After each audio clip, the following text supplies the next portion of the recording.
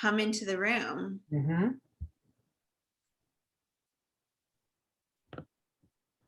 Let's see. We'll just give everyone a couple minutes before we get going here. So thanks again for everyone who have already signed on, and we'll be starting shortly.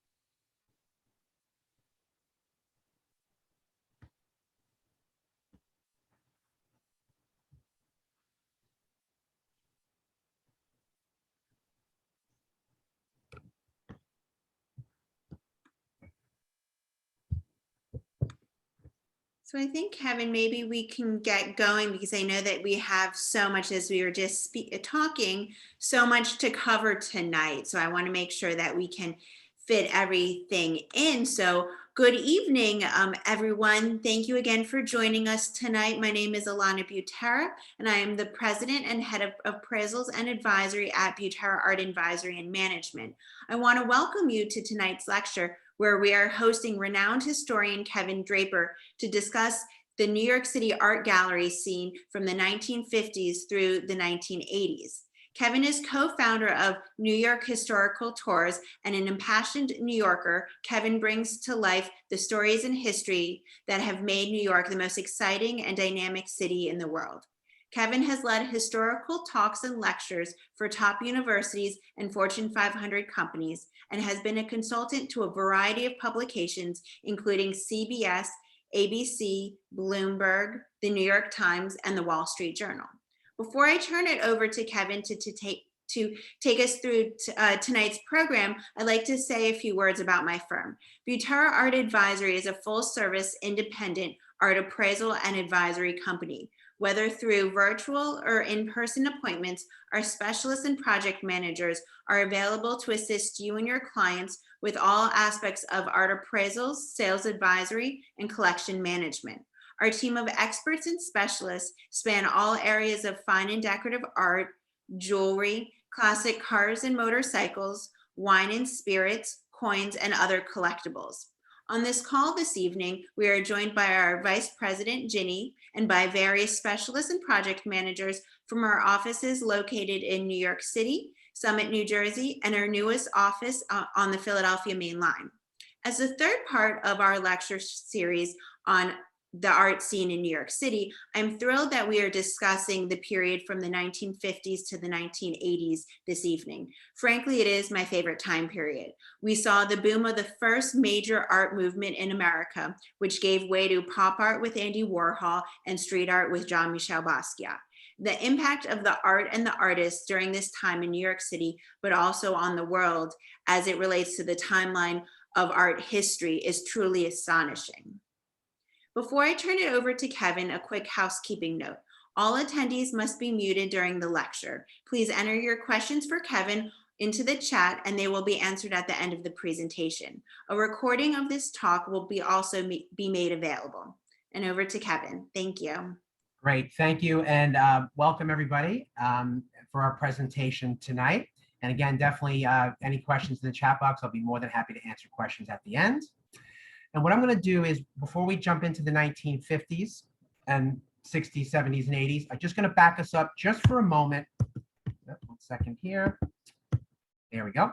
And I just want to jump us back just for a moment, just to sort of lay the groundwork of the art scene in New York. And by the way, that's a big part of what we're doing tonight, is that we're looking at the art scene, but how it connects to New York City.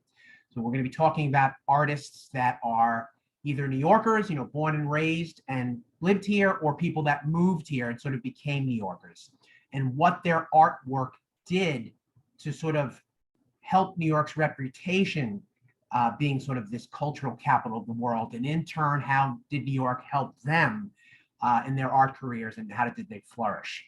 So just to jump back, this is actually the Gilded Age. This is Fifth Avenue looking up towards Central Park. That is the Peninsula Hotel up on the left there, the biggest building there. And on the right, that's actually the St. Regis. Looks quite different today. You see some horses and carriages there, by the way. That middle one is actually not a horse and carriage. That's one of the first photographs of a horseless carriage, which is a automobile. Now, I'm pointing this out is because up until this point of the Gilded Age, there really was no art scene at all in America. So thinking like the 1880s, no art scene whatsoever, nothing. No real art museums or anything in New York. For the most part, if there was anything in terms of art, it was done in people's homes.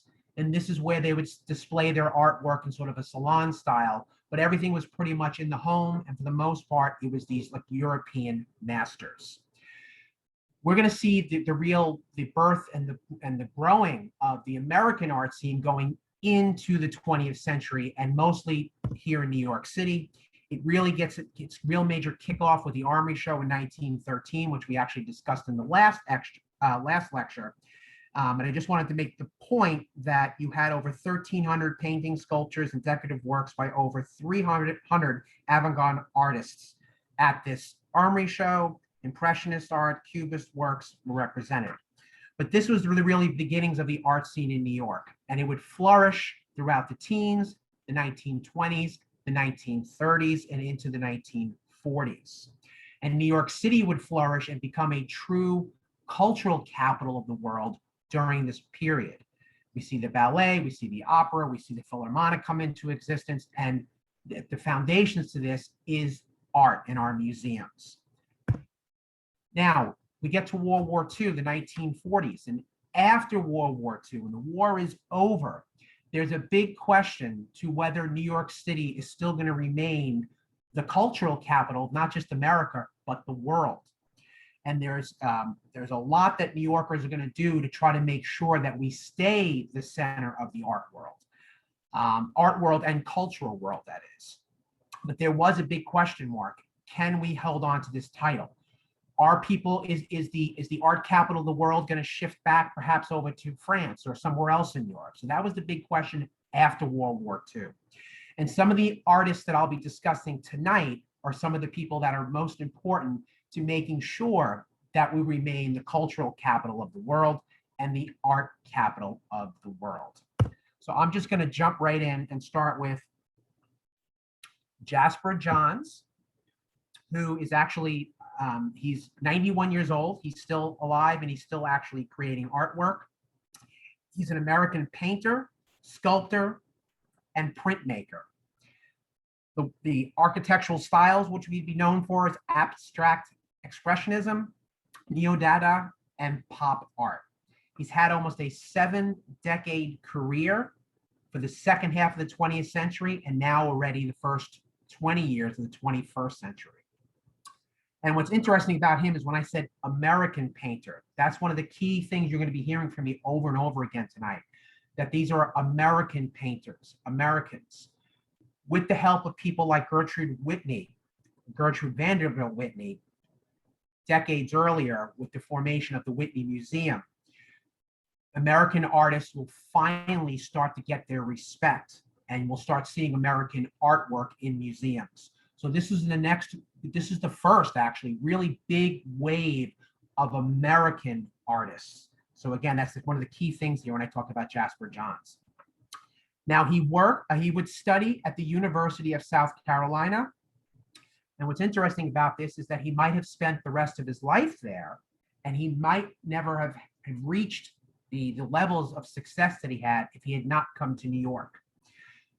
One of the things about a lot of artists throughout the United States is they started to realize in the 1950s that they really needed to go to New York if they wanted to make it in the art world. It used to be in the 19th century that you felt that you had to go to Europe to be educated, and that's where you would sort of, you would get your reputation in Europe. So now for the first time, you have artists here in America that are thinking, no, I could stay in America, but I need to go to New York. And what's interesting is that he's going to the school at the University of South Carolina, and it's his professors that are going to push him and encourage him incredibly to actually drop out of school and go to New York and pursue his career. I don't think that would go over too well today in the university system to try to convince students to quit, but they did really push him to go, and he did. And he ended up coming to New York City to pursue this career. Now, while he's in New York, he's going to meet and have a long-term relationship with Robert Rauschenberg, which we're going to be talking about him a little bit later. And that's another thing I want to point out, is that everyone that I'll be talking about tonight will come across each other's paths, will be connected in one way or another. And while he's here, he needs to actually work, and he has a relationship with Robert Rauschenberg, and the two of them, in order to sort of make a living, what they're actually going to do first is their artwork, which a lot of people would do in the 1950s, is they got involved with advertising, with different advertising agencies. That's where a lot of artists found their work in the 1950s. And what he had done with Robert is they actually did series of paintings that would be in the window displays on Fifth Avenue on places like Tiffany's. So it'd be incredible to think that you would actually walk down Fifth Avenue in the 50s, East 55th, 56th, 57th, 58th Street, and actually in the windows of all the different department stores in places like Tiffany's, you can see some of this incredible artwork, which at the time was not looked at as with a good value as it would have years later. But this is where they got their start. Now, what's interesting about Jasper Johns is that he made a very interesting decision. He decided, and he said, I'm going to stop trying to become an artist. In other words, I feel like I'm working to try to become an artist. I am just going to be an artist. It's a very interesting attitude to have, that a lot of these people that I'm going to talk about would sort of figure that out on their own at one point or another. That when do you get to the point where you're an artist? Well, when you think you are, that's part of it. So he's will actually inspire other people with this attitude that he has. Now, he is actually, while here in New York, when he starts to want to become an artist, he's discovered by gallery owner Leo Castelli. This is around 1958. And Leo actually discovered him at Rauschenberg's studio. And again, I'll get back to Rauschenberg later. So he actually discovered Jasper and realized that his work was very good and that he would want to feature it. Now, just a quick moment about Leo and his gallery. Now, his galleries showcased contemporary art for over 5 decades here in New York City. Everything from surrealism, abstract expressionism, minimal art, conceptual art, pop art, and etc. And of course, helping to promote a lot of American artists, especially those living in New York.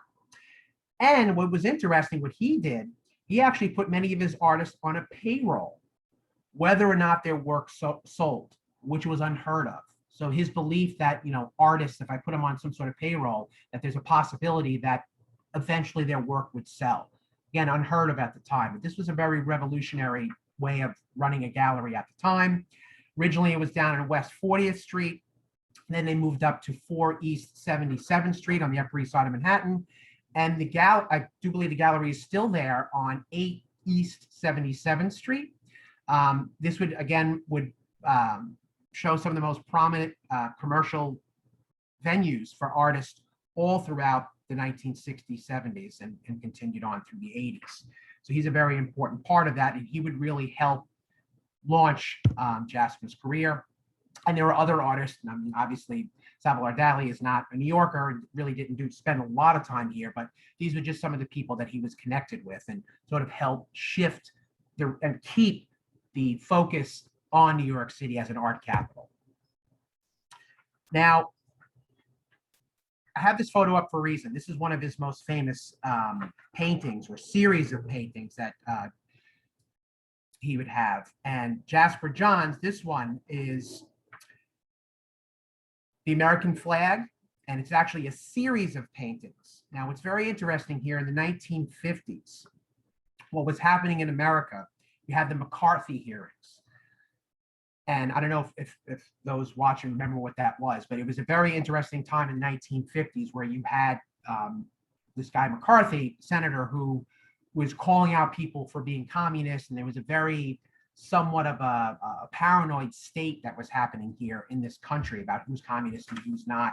So they particularly went after those in the art world, believe it or not. So it was interesting that Jaspers would decide to do this. And there was some thought, like, could this painting really sell? You know, it might be too controversial.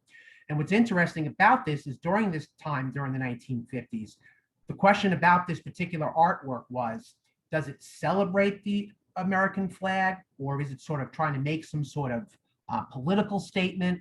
So this would be a real shift in artwork we would see here in New York. And when I'm going to say New York, but it's America, but really it's all focused here in New York, where people are starting to make sort of political statements, or it could be seen that way. So artwork will now start to, especially in America, get into circles and be talked about as if never before because of some of the, what we considered some of the political statements. It's interesting, if you get up close to this painting, there's actually very thick layers of paint. So it's very interesting the way he did his paintings. And he actually believed that when you look and think about his work, then you help to complete the work. This was now other, it's not to say that no other artist thought this way before, but I think that's a very interesting way of looking at it. And he said that we can decide as his work that it has multiple meanings. A lot of times people will try to put meanings on people's paintings about what the artist is supposed to, what was he thinking, what did he mean? And this was very interesting, especially with this particular series, is he felt you look at it and you sort of decide. And the more you look at it, the more you'll see. And that was one of the things that he was stressing. Take your time to look at this work. Again, a very, very new way of thinking and looking at things. And by the way, he actually, when he did this series of paintings, by the way, they eventually would be purchased by the MoMA Museum of Art. So that was actually a very important thing here in New York City. A little bit later on in his career, he would actually be hired by architect Philip Johnson, which, by the way, Andy Warhol took this photo, which I'll tell you more about that later. He commissioned Johns to make a piece for Lincoln Center, or the lobby of the Ballet Theater, the New York State Theater. This is one of his paintings that was known as Numbers. A lot of times he used numbers and symbols in his paintings. And what's very interesting about this, and what's important about this, the way this was at Lincoln Center, is first off, the value that it brought to the theater itself, that people could come in and see this incredible work of art by, at the time, who was considered to be a very famous artist in the 1960s. And I think that this is a very, very important moment here in New York City in the 1960s with artists like Jasper Johns, is because buildings and people in real estate started to realize at this point in the 50s and 1960s that artwork could elevate their building. So to have this in your lobby of a building, it was seen that it was important, that you had to do this, especially the new modern buildings that were being built, and the international style buildings. You'd recognize them more as glass and steel buildings. So buildings like the Seagram's building, Lever House, and a lot of buildings that are being built in the 50s and 60s, part of the plans where you had to purchase artwork to put in these buildings. This is something that is still very big now in the 21st century, to have artwork in the lobbies of buildings. I think it's very important for the art scene here in New York. You even see it in the subways when they open up new subway stations. Here in the Upper East Side, when they opened up the new subway stations on 72nd, 63rd, and up on 86th Street, 96th Street, they made it a big point to point out that they're going to have all this artwork down in the subways. So we're seeing that everywhere. But I think it really has its beginnings here during this period of time with Jasper Johns. Like I said, he's still an artist that is still very busy today. He actually won the Presidential Medal of Freedom in 2011, and he's been a very, still is very influential in the art world here in New York City.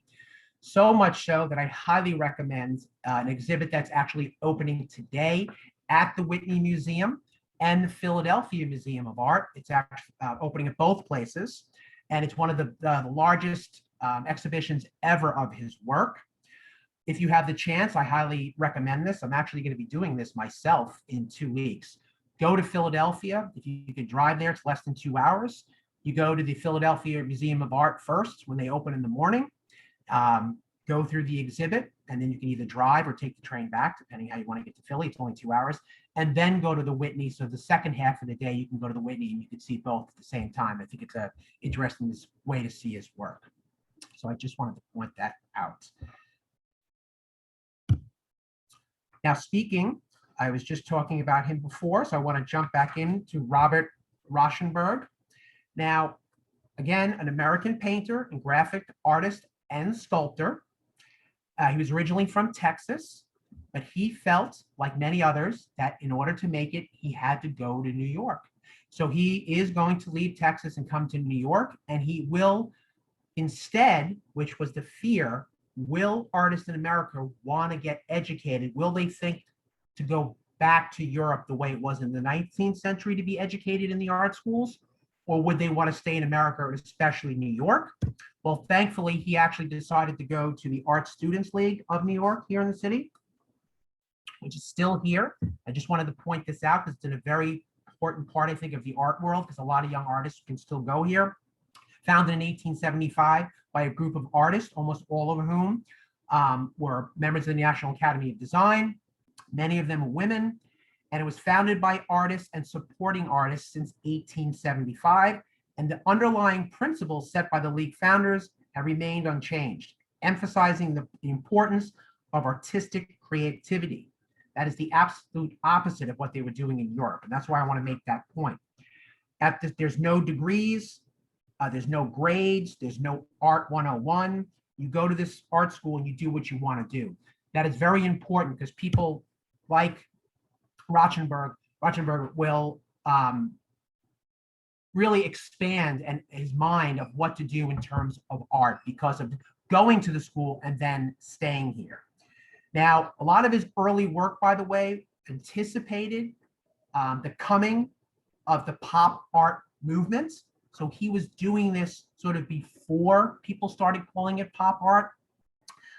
One of the big things that he used to say over and over again is that he said painting relates to both art and life, and he wanted to work in the gap between the two. And this is actually his studio down on Pearl Street. And what he really became famous for in his career was he's considered one of the greatest collagists, making collages ever. This is what a series of paint collages that he made called combines, which is basically, it's what he was doing with this particular art style, and what he was trying to, in many ways, partly created, was he was combining a group of artworks that incorporated everyday objects. So he sort of blurred the distinction between painting and sculpture. And one of the other things is it takes time to look at his work, and he wanted that. And the thought was that when you look at his artwork, like this piece here on the left, not only did he want you to take time looking at that work, but he felt that every time that you looked at his work, you could see something different. And that it was up to you in your mind what you thought of that piece of artwork. Again, unlike some of the European masters, generations before, where people would try to explain to you what it's supposed to mean and what you're supposed to think, this is sort of the complete opposite of that that's happening in New York. And that's one of the reasons why the 50s, 60s, and 70s, and 80s are such an incredible time in New York, because people are really free to do what they want. And he was also mixing, by the way, art and performance art, which became part of what he was doing. This is just another example of that. Pop art. Some people would describe it as abstract expressionism, conceptual art, movement. Depends what you would want to call it at that period. And one of the things that he felt was everything is part of our visual world. So everything can be brought into a work of art. It's very interesting when you stop to think about that, what he was trying to say to people, that when you looked at his art, that everything around us can be brought into the artwork, and including pop culture, which would come a little bit later. He was actually we had become close with Andy Warhol, and Andy Warhol is going to play a part with everyone we're talking about tonight. He'll be sort of in and out of these people's lives throughout the 60s, 70s, and 80s here in New York. And another big thing that I think is very important about Robert's work is for the first time, when I mentioned political with Jasper before about what you might think of the flags, what he was doing when he was putting together his artwork, you notice all these different images. So some of it could be obviously on the left, man landing on the moon. There's there's politicians in here. There's, if you look at the National Guard in the top left. So there was, you could look at it as sort of like a little bit of a political overtone, but that was unheard of. Nobody really would dare to do that in the art world before this. So in the 50s and 60s, especially, this is going to be sort of ground zero for that in the art world, where you're really going to start mixing in what's not just pop and pop art in terms of commercialism and what's happening in the movies and television and what we're buying, which we'll talk more about with Andy Warhol, but also what was going on politically and socially in New York and around the country. So if he felt in a way too that you could look at this artwork and maybe make you think that it's not just the artwork, but you're looking at these images and you're supposed to think about what's going on all around you. So to take your mind, look at the artwork and then look away from the artwork to open your eyes to what's happening in the world around you. He didn't quite describe it like that, but this is something that if you really look into his artwork and what he was doing, I think it's clear that that was happening. This will also help fuel in New York City. All the artists we're talking about would be in all our museums like the MoMA, the Whitney, eventually the Metropolitan Museum of Art. So this is going to help to also really keep the focus here in New York City, that people want to go out, because now people are starting to hear there's a great buzz that's happening in the 50s and 60s that will continue through the 70s and 80s from these artists creating this type of art that had never really been seen before. So this was a real art movement that's happening.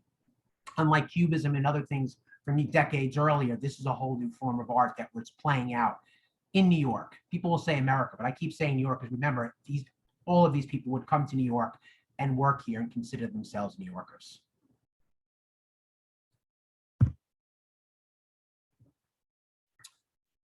Jean-Michel Basquiat.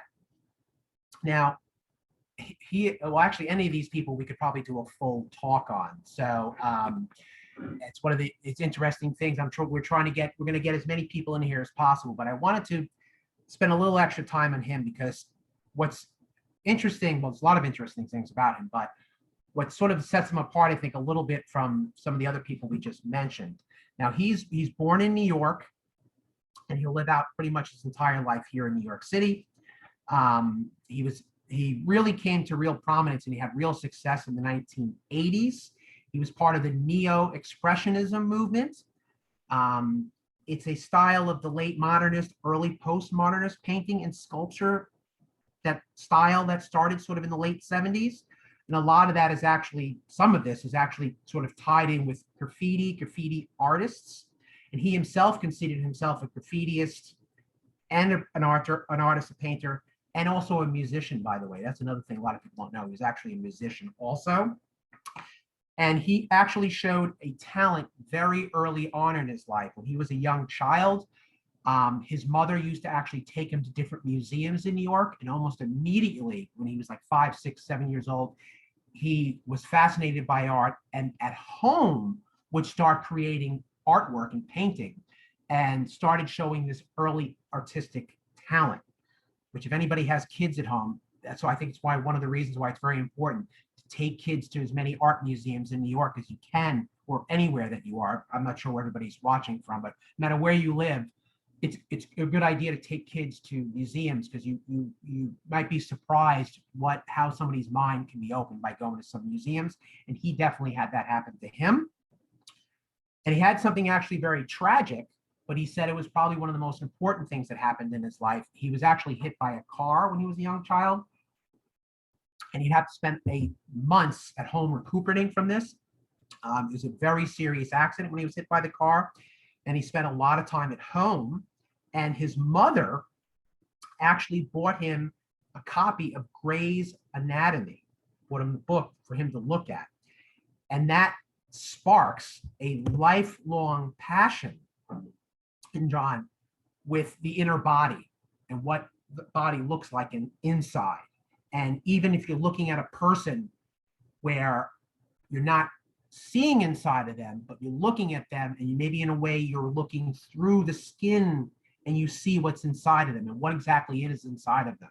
So this will be something that'll affect him for the rest of his life and his paintings. Now, by the time he's about 17 years old, he's going to be spending a lot of time in New York City, all over Manhattan especially, and with a friend of his, he's spray painting all over lower Manhattan. Spray painting and graffiti was a big thing happening in New York in the 1970s. For the most part, for most of us that might remember this period of time, most people felt very negative feeling towards that. Some people just spray painted just to deface things. But there was an entire movement in New York City that was the opposite of that. He's a perfect example of that, that they felt this was real art that they were doing. And not only art, but they were trying to make statements with this art. So with him, all over the city, he had different sayings and symbols.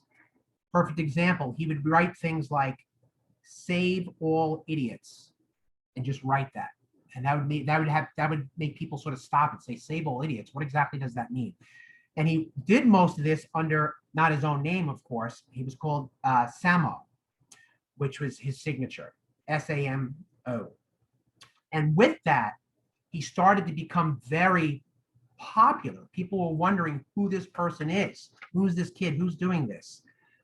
He also, at this time, by the way, if he couldn't afford it, because very early on, he was mostly pretty broke, and sometimes he would say he was even homeless at some times, where he would just be crashing on people's couches and sleeping in art studios. So he was really struggling early on, very early on. He would also be known to have quick success early, but there was definitely that period where he was financially really tight. And he would, if he didn't have canvases, he would use anything he could to make artwork, wood found on the street. He would use oil sticks, anything he can create with crayons, spray paint, as we talked about before, pencils. So part of this, I think, really helped with his creativity and what he would do and how his artwork would progress from this. I'll get to him in a second, actually. And he used a lot of images, by the way. When he was in his studio, what he would do is he would lay out all over the floor in his studio when he was ready to do his paintings.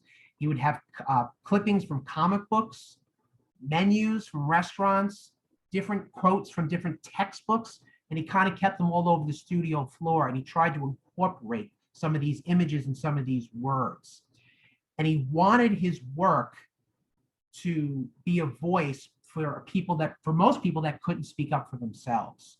So even though almost very quickly he would have incredible success, and some of this is because other artists that were also up and coming at this time, like Keith Haring, which I'll talk about in a minute, they were all sort of coming up at the same time. But most of these artists, especially in the 70s and 80s, I think they, in one way, they still had their feet on the ground, so to speak, and didn't forget where they came from. So even though, of course, you'd want that success and you want to sell your paintings or perhaps even get into museums, they never lost sight on where they came from. Part of it might be several of these artists died very young, but that's another whole issue. Now, what's interesting about Basquiat is that he would work on many different paintings at the same time. That was sort of a new way of doing things at the time. I'm not saying that was never done in the past, but he was known that when people could go to his studio, that he might be working on many different art pieces of artwork at the same time. He also felt, and he knew a lot about art history, and interestingly, he knew about other artists that became popular perhaps after they died. Now, he would have success very early on, and when he was very young, major success, but he had this thought that what he was doing would be important. It was important at the moment, but he felt it would be. So he almost felt famous before he was famous. But then sure enough, he became famous very quickly. I just mentioned this because it's interesting at the time how what was happening in New York in the 70s and 80s, which is a very interesting thing. If you think about the salon culture of the 19th century in Europe, especially in Paris, where the art studio would be the place that you'd have the artists, but you'd also have musicians, writers, poets, all sorts of different intellectuals would come together in one place. Very popular. There'd be some of that in the 1920s and 30s, like with Florian Steppermeyer. In her apartment was sort of this salon culture. We'd have all these different peoples from different backgrounds coming together. It sort of faded away in the 1940s and into the 50s, and even a little bit in the 60s. It started to come back, but it was flourishing by the 1980s. And this is where, when I say salon culture, it's happening all over the city. But what I mean is that the music world, the movie world, the television world, everything was sort of combining together. Interestingly, by the way, when he dated Madonna, he actually dated her just when she was up and coming. They actually were dating when she was recording her first record. Now, when people have quotes about different things and who they give credit for their success, a lot of times that can change over time. They sort of change their story. But she had said very early on, and I believe this, that he actually gave her a lot of confidence very early in her career. So it's interesting to think. And that's when she was recording her first record. And when they were dating, he actually painted what was known as the Unknown, that's titled Unknown Artist, I do believe is the title of it, which was the painting of his that sold recently for $110 million. That painting was being painted while they were together. He also had a real keen sense on this, what was happening in the 80s in terms of financial stability that people can have, and the way that the art world could be, not only can you just make a living, but you could really take it to the next level in terms of being just as wealthy as a lawyer or doctor.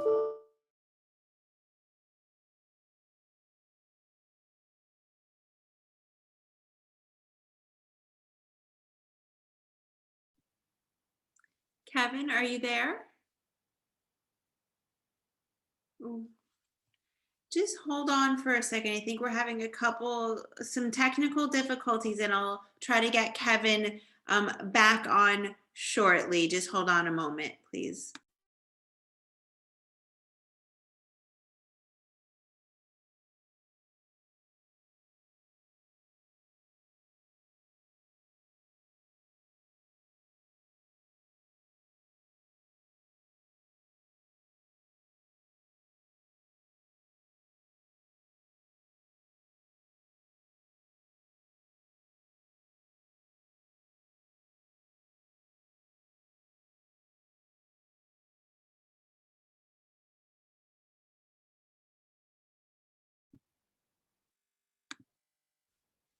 So as we just wait for Kevin to come back and join us, I just spoke to him on the phone. He had some technical issues on his end. I'll kind of pick up the discussion about Basquiat, as he is as one of my favorite artists. I think his impact on art history at the time in the 1980s, and as Kevin will likely go on to discuss, his relationship with Warhol, and that dynamic and conversation between artists that we saw with Rauschenberg and Jasper Johns, that we saw with Warhol and Basquiat and others kind of during this time period. That communication, that collaboration that took place in New York City during this time period, I think is truly extraordinary. And as I mentioned at the beginning of this presentation and program, is that the impact of these artists on art history as a whole and its development, taking us from the second half of the 20th century through into today, is so unparalleled. Really what we saw in the 1950s was the first rise of a major art movement in New York City, in America, from abstract expressionism into pop art, into the 1990s, is something that we never saw before. And as we look at art history in the 21st century and how global it has become, we don't have that same level of ism like we saw with Impressionism, regionalism, it's this shift in how artists worked together, collaborated, that brought about this extraordinary creation of art during this time period. So it's something that when you take a step back and think about everything that was happening in New York City at the time and everything that came out of this time period is truly extraordinary. So I don't want to, but I also don't want to give away Kevin's the rest of Kevin's presentation. And I think he should be coming back on in a moment. And so we can continue this this discussion, and hopefully after tonight's presentation, you will take the opportunity to go to the Whitney Museum and see the Jasper Johns retrospective, which is really the first major retrospective of Jasper Johns' work at a museum recently. And then also it's kind of done in conjunction with the retrospective at the Philadelphia Museum of Art as well. Let me just see. Hold on another moment. Let me see if, let me make sure that we haven't lost Kevin for good right now. So just bear with me a moment.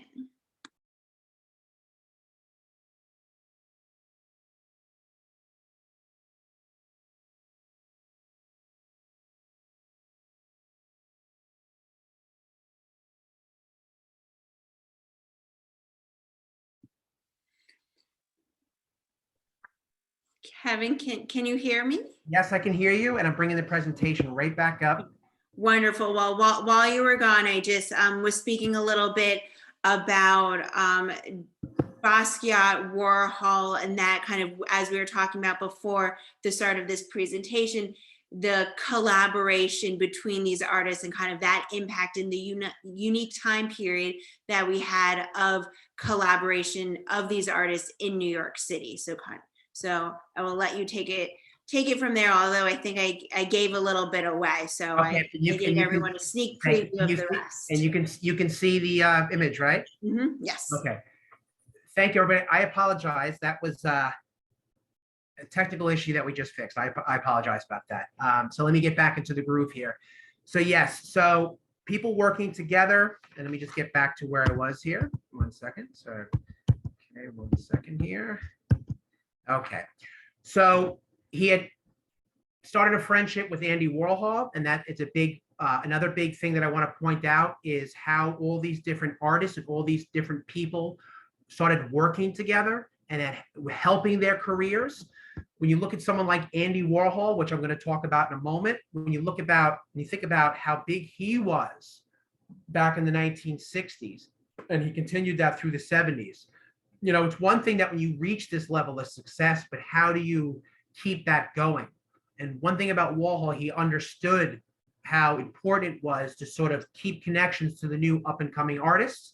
And of course, the new up and coming artists here in New York knew, and if they could become friends with someone like an Andy Warhol and you bump into them, that it could probably help your career also. So it's very interesting how they were thinking about how they were doing this together at the same time. A big part of his artwork, by the way, is he always looked at marginalized people, just cooks, janitors, prisoners, and what was happening with race relations. This harpens back to when I was talking about Rauschenberg before, that having these cultural things that are happening in our society being put into your artwork. You know, this was something that was new, that was coming in from the 50s to the 60s, but this would continue throughout the 70s and 80s. And that is a very important part of the art world here in New York City, what was happening at the time with that, combining these two different worlds. I also like to point out, by the way, that I'm not sure if I mentioned this before, that he actually never went to art school, which was interesting when you think about that. Most people felt that you sort of had to do that you needed to go to some sort of art school. So one of the things that starts to play out here in New York, if you want to go that path, of course you could, but some people like Jean-Michel Basquiat would show in a way that you didn't necessarily have to do that you could reach the heights of the art world, so to speak, if you just wanted to do what you wanted to do. You didn't necessarily need formal training for that. And I think that's a big thing to kind of point out with his career. One last thing, by the way, before we get on to our next artist. If you look about what was happening the late 70s into the 80s, things that Jean-Michel understood was, if you looked at the art world, what were the big things happening in New York that you could sort of connect to that? He could see, when you looked at, say, what was happening with things like MTV and what was happening with just television, public access channels and stuff, and how video was becoming so important and how that could sort of mix in with the art world, and how that could really get your message out there of who you are and what you're doing art-wise. So he had a very, very keen sense of that and how to really sort of make this a business in a way. That's why I think part of the reason why he was very successful in the beginning of his career, where he sensed that and he understood that the art world is a business world too. You know, decades earlier, there were some people that went out where they had this real thought where I'm just going to do my art, and whether I make money or not, I don't care. But, you know, by the time you get to the 1980s, and especially places like New York, it's kind of hard to live that life. You do need to sort of make a steady income, and you do need to get your word out there. You do need to sell this artwork. So this is going to take on a whole new meaning in the world of art here in New York City. Now, Keith Haring, also considered a pop artist in many ways, New York graffiti artist in many ways also. And he also would be actually living in another state, and he realized he was born in Pennsylvania, and he moved to New York City in 1978 because he's one of many, many people that realized that he had to come to New York and he had to practice his artwork here in New York City. He learned cartoon drawing actually from his dad, and he was very inspired by Dr. Seuss and Walt Disney. So he knew from a very early age that this is what he wanted to do with his life, and he was somewhat encouraged from his family too to do this. Now, he was known for graffiti-like work, which grew out of the New York City street culture of the 1980s. So what started in the 1970s, when I mentioned that earlier, people like Basquiat that are out doing what some said was graffiti in a bad way, but others realized, no, that's actually art. Here's a perfect example of somebody that was influenced by that. So a lot of what he was doing grew out of that. And he did study at the School of Visual Arts here in New York City. And he actually first started to receive some of his fame from this, what would be considered graffiti art. Now, what was very interesting about Keith Haring, what he did here, now he actually would go down into our subways, and instead of using spray paint and just spray painting on the walls or spray painting on the train cars, he actually used chalk, and he drew on black unused advertisement backboards in the station. Meaning that when you go down into a New York City subway station, you see different advertisements for things. If there's no advertisement at the time, it would just be blank, it'd be black, waiting for someone to pay for that space. So it was very interesting that he went down there knowing that he didn't really want to do just graffiti on the walls. Meaning, if you look at this, if you look at like a train car, look at, there were people that would just go on and just basically be defacing property. He felt, if you look at the center of that still here on the train platform, that if he used that blank space and he was actually creating art, that it could actually perhaps brighten up and make the subway a more pleasurable place to go. Which, again, I mentioned before, it's interesting. Now they pay millions of dollars. They spend millions of dollars to put artwork now in subway stations. I don't think, you don't see a lot of people today pointing to him, but I think it's interesting to look back to what he was doing back then, because people really understood that it was. People got to understand that this was interesting stuff, which, by the way, he was actually, interesting story, he actually got arrested at one of these subway stations. And the police officer handcuffed him, brought him to the station house. And when they brought him in, a lot of the police officers at the station were kind of looking, because he was skinny, he had glasses. Now, Keith himself would say this, that, they call me this nerdy looking kid. And everybody in there is like, what did this kid do? Like, why did you arrest him? And the officer said, yeah, I caught him with chalk doing these little drawings. And the head of the police station, the captain, burst out laughing and said, wow, that's him? And everybody in the station said, whoa, that's great. Like, they actually liked his work, and they were talking to him and everything else. And they started a conversation with him. Now, they didn't let him go, which maybe they should have, but they did, he was booked and everything else. But it was just interesting how that really started to help launch his career, what he was doing in the subway. And even the police officers that were down there were realizing and saying that this was art.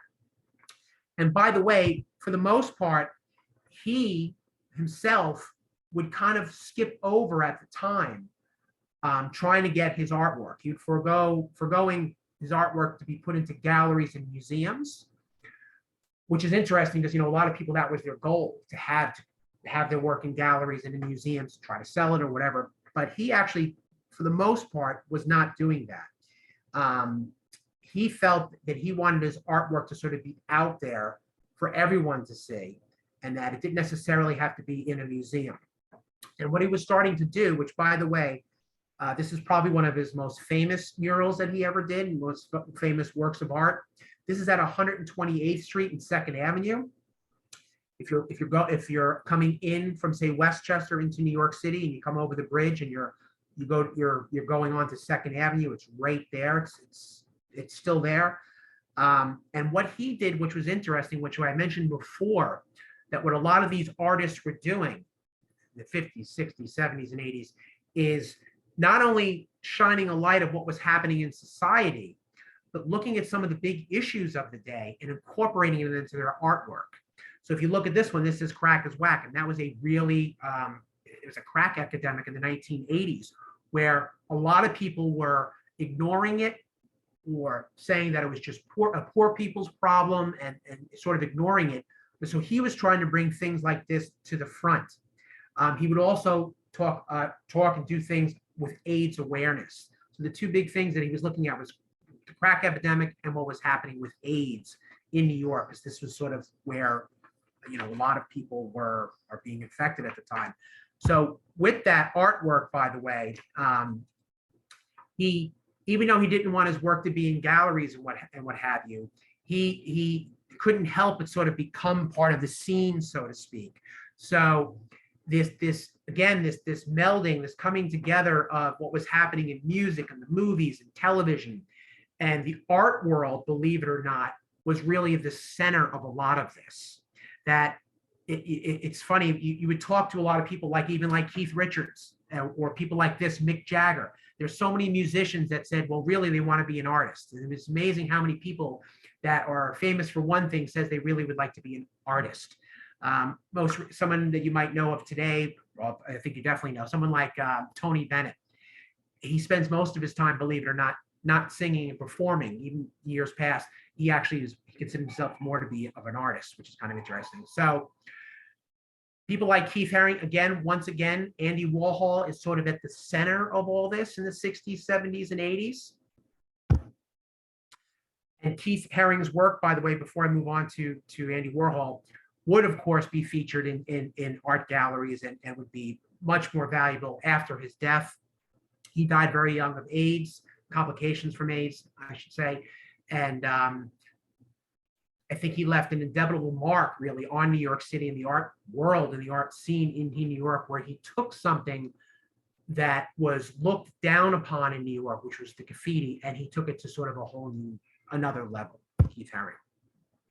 Now, Andy Warhol, another person that came from outside of New York. He's from Pittsburgh, but he realized that he sort of had to be in New York to make his way, so to speak. He was a leading figure in the visual art movement known as pop art. And, he had talked about how the US had become such a consumer society. Now, every one of these people I'm talking about, like I was saying before, we could have a whole talk on them, but I just want to touch on what he's famous for, but I want to really get into the connections to New York.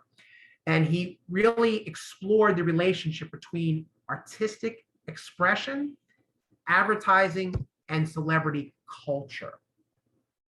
And he put himself at the center of this.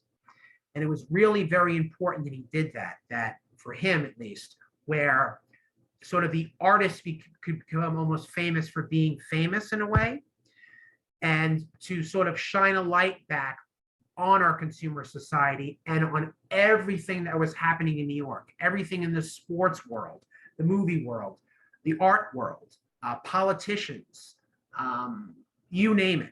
So he became really, really big here in New York. But what I really want to get to, and what the real important part, I think, of what he did in New York, was he created this place known as the Factory, which really was his art studio. But this place, the Factory, the best way to describe it, it was the real modern day salon.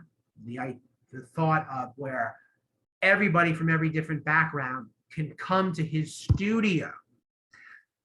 And even the salons of the 20s and 30s, or even if you went back to Paris in the 1880s and 90s, I think nothing really compared to this, because not only did he have everybody from the music world, the art world, movie stars, but just about every other person you can think of, every other writer. People like Fran Lebowitz, for instance, the writer, would work for Andy Warhol and spend time at the Factory. And it really became sort of the center of the New York art movement for many, many, many years while he was still alive. And what I think what's interesting too about what was happening here is that he took it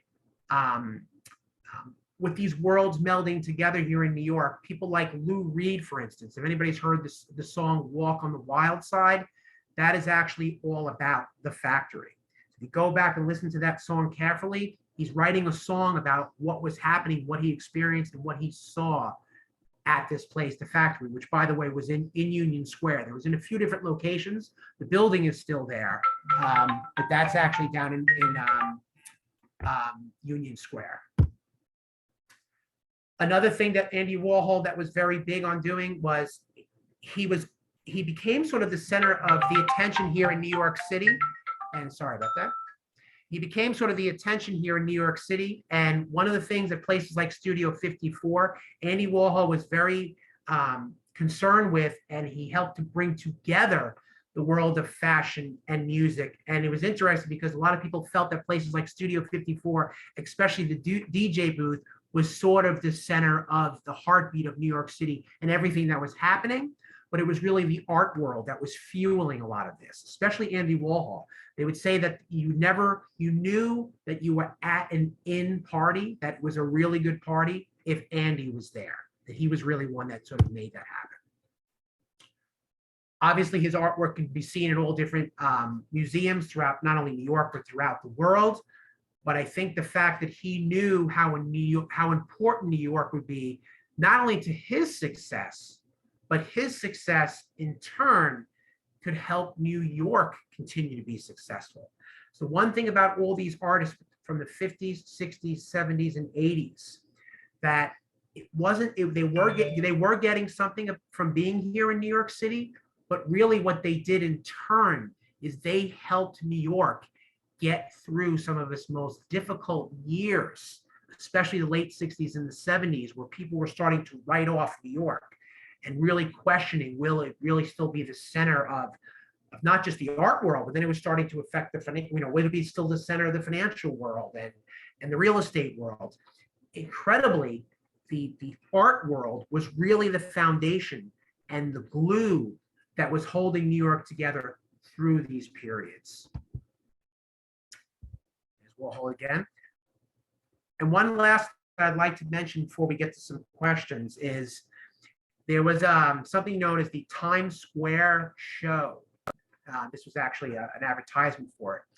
This was in Times Square. And if you think of Times Square in the 1970s and the 1980s, it's probably the last place that a lot of people would think to go to visit, unless you've seen a Broadway play that you might want to get out of there. But this was one of the centers of the art scene also. Now, this was an open access art show that was open 24 hours a day for one straight month.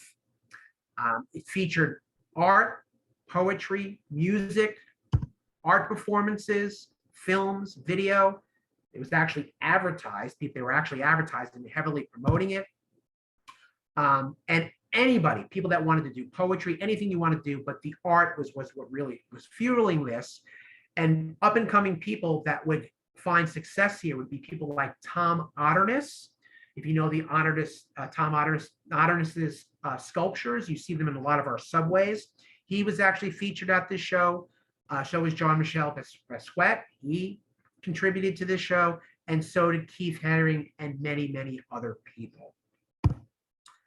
And in closing, I want to make the point that the art scene in New York, by the way, in the 50s, 60s, definitely the 70s and 80s, was everywhere in New York. The art scene was in the subways. The art scene was in Times Square. The art scene was happening in the museums. It was happening on the streets of Soho. It was happening on the Lower East Side. It was everywhere. Of course, the Village, and everywhere in New York. I think it's one of the most fascinating times in art history in New York City, because again, it was happening everywhere. And for the first time, all the brakes were taken off, so to speak, meaning that anybody could go anywhere, anybody could do anything, anybody could create anything they wanted to do.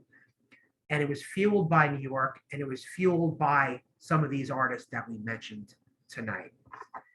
And it was an incredible, exciting period in New York City history and American history, that is, in the art world. And on that note, I would like to try to leave some time if anybody has any questions about anything that we talked about tonight. Kevin, well, thank you so much for another wonderful presentation. I love kind of that last little comment about Tom Otterness. For those of you who, when you were perhaps traveling around New York City on the subway, I want to say it's at 8th Avenue and 14th. Yes. If you go down into the L train, I believe, that is full, and kind of that station is full of the Tom Otterness sculptures, kind of scattered throughout the bronze. I think it's actually brass sculptures that you'll see scattered throughout that subway station. That's right. There, and I think something you touched upon, which is so fascinating, kind of paired with what you see with the corporate buildings, the display of the art in the lobbies, how it's translated into the subway stations, but then also something you touched upon with Studio 54 and some of the other clubs of the time, the artwork that was displayed there. I know some of this, the clubs had works by Warhol, Clemente, Haring, Basquiat, and all of those artists that I don't know if they're on display anymore, or sometimes what happened to those pieces as the club shut down, but kind of that the publicity of the artwork in non-traditional spaces of the time, I think is kind of that rise during this time in New York City is quite fascinating. Yes, it really was for the first time that we realized artwork can be displayed and created anywhere. And that artwork was accessible to anybody. Now, I'm not saying that anybody can do it. I mean, it's not easy. It's very easy to say, oh, I could, make artwork. I'm not necessarily saying that, but that you could do it, and that it was for everybody. That it wasn't such a, oh, you're into art, you have to be a certain type of person to be into art. This is when it really became where anybody can be, especially the 1980s, when you think of what was happening in rap music and hip hop, and how music would affect the art world also. It was the first time where all these things started to combine together. And we do have a question. Were there any American female artists of note from this period? Very good question, which we were, there definitely was. And in our next presentation, I'll make sure I'll go back and probably point out a couple of the female. I can't think of it off the top of my head. Absolutely, there were female artists. So again, the next time we have a talk, I'll maybe do a quick recap, and I'll go through a couple of people from this period.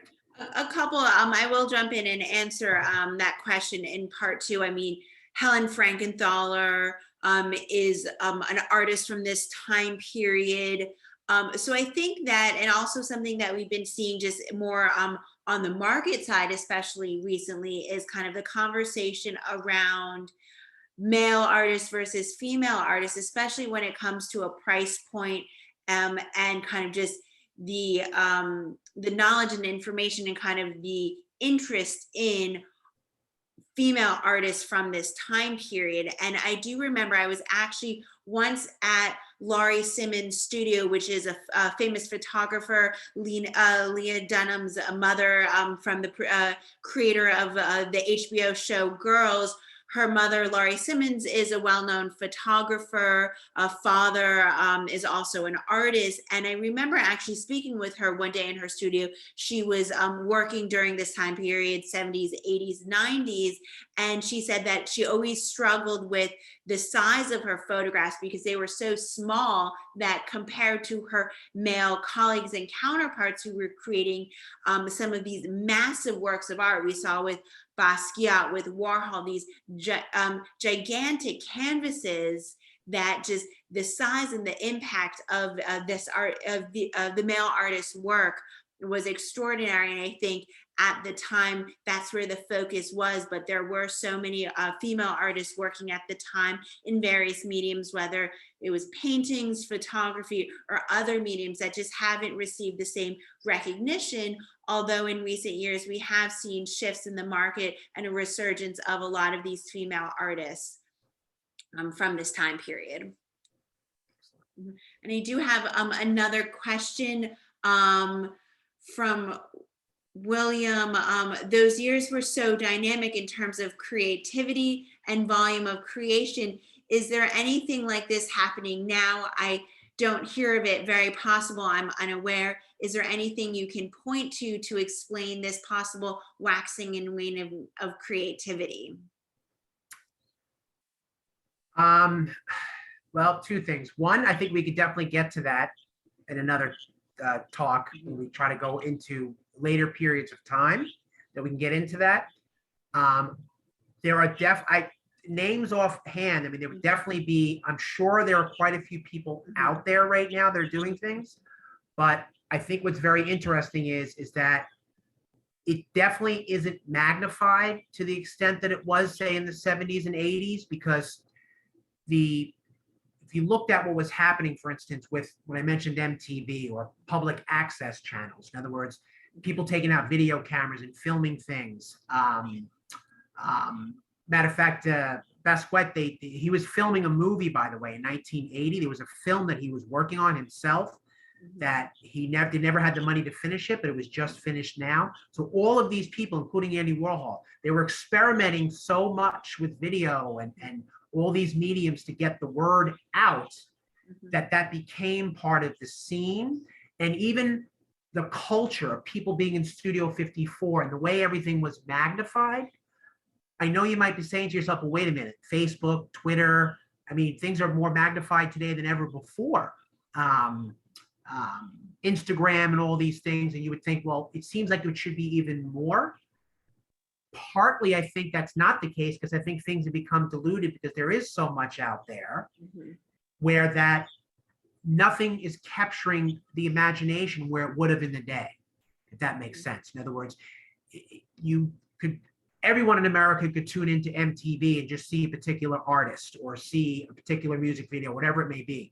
But now there are so many options where to find out about things, that the audience is much smarter, and we're not having the communal or the national thing where somebody in California would know what Studio 54 was, or you would see a picture of Andy Warhol and everybody would know who it was. It was just a different way. So I know that sounds strange, but things were magnified so much more in the 70s and 80s compared to and plus things like, I'll be honest with you, like you look at like in the subways and stuff like that, they'll never allow that anymore. They have like a zero tolerance policy. So if anybody does try to create some sort of work on the subway, it's erased almost immediately. So I think it might be a little bit hard, or, let's face it, if you're trying to get space to have a studio, things are much more expensive these days. Where back in the day, we could be down in Soho or something and maybe have an art studio, or someone like Andy Warhol, when his factory was such a big space. If there was a new Andy Warhol today, I don't think he could get that space. So it's sort of interesting where it should be more magnified, but it's not right now. I completely agree. And just to kind of end on this note, I think because of the collaboration, the communication, the interaction between these artists in New York City, working together, living together, having relationships. That conversation, as you said, is so intensified, so magnified. Everyone went to the same club on Friday nights.